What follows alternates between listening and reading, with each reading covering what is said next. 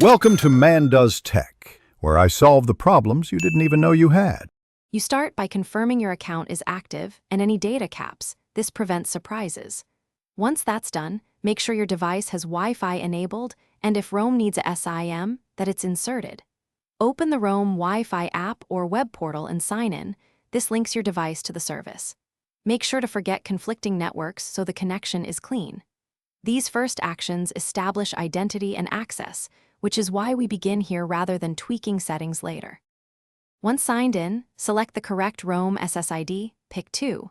4 GHz for range or 5 GHz for speed, depending on where you are. When prompted, enter the network password or complete the captive portal authentication. Some networks require terms acceptance. Next, confirm IP settings. Most setups use DHCP, but if your provider gave manual IP4 or IP6 settings, enter them now. Make sure automatic reconnect is enabled so your device returns to the network after sleep. These steps to finish, test the connection by loading a web page and running a quick speed test. This tells you latency and throughput. If pages stall, restart your device or toggle Wi-Fi. Often a simple reset clears caches and reestablishes DHCP leases. Make sure the Roam app shows a healthy status.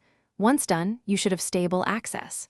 If problems persist, reset network settings and collect account ID plus logs before contacting support. Having that info speeds resolution and avoids repeated troubleshooting.